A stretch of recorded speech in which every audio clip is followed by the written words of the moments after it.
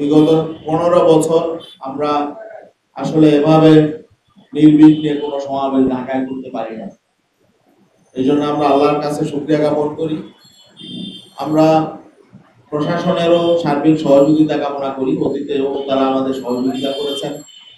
বিশেষ করে 5ই আগস্ট পরবর্তী যে কোনো প্রোগ্রামে আমরা প্রশাসনের সহযোগিতা পাচ্ছি।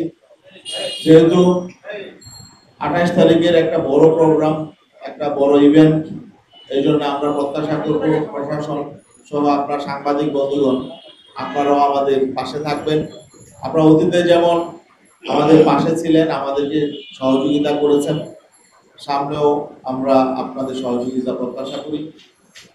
আমরা ঢাকাবাসীর সহযোগিতা প্রত্যাশা করি। আর এই শনিবার আমরা আশা করি সোহরাওয়ার্দী উদ্যান এবং এর আশেপাশে লোকারণ্য হবে এমন একটা প্রত্যাশা আমাদের। এতে করে ঢাকাবাসীর সহযোগিতা আমাদের প্রয়োজন। আমরা ঢাকাবাসীর সহযোগিতা চাই। ঢাকার আশেপাশে জেলাগুলোর লোকজন আসবে।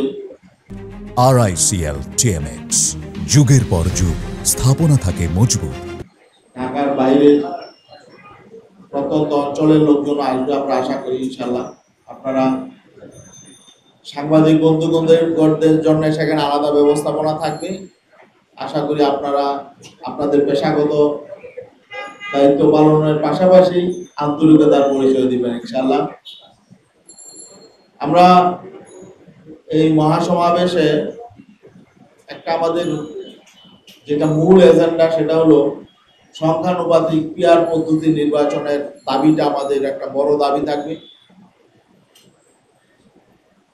এই দাবির পক্ষে যেসব রাজনৈতিক দল আছে আমরা চেষ্টা করেছি সবাইকে দাওয়াত করার।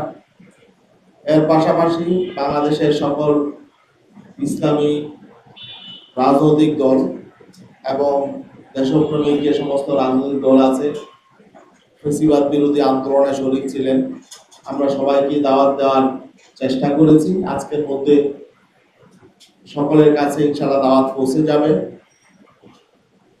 আমরা আপনাদের মাধ্যমে আমাদের সকল মিডিয়া হাউসে সাংবাদিক বন্ধুগণকে আবারও দাওয়াত দিচ্ছি। আমাদের আনুষ্ঠানিক দাওয়াত তো যাবে, গিয়েছে, আরো যাবে ইনশাআল্লাহ। আজকে আপনাদের মাধ্যমে আমরা সকল মিডিয়া হাউসের সকল সাংবাদিক বন্ধুগণকে আমরা দাওয়াত দিচ্ছি।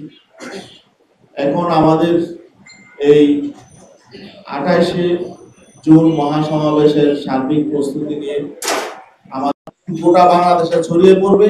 আমাদের নেতা কর্মীগণ এই মহাসমাবেশ থেকে এই বার্তা নিয়ে সারা দেশে ছড়িয়ে পড়বে। এই জন্য দেশবাসীকেও চাই আমরা এই মহাসমাবেশ সকলের জন্য সবাই যাতে আমাদের পাশে থাকে, সহযোগিতা করেন এবং সবাইকে দাওয়াত থাকলো, সবাই মহাসমাবেশে অংশগ্রহণ করেন।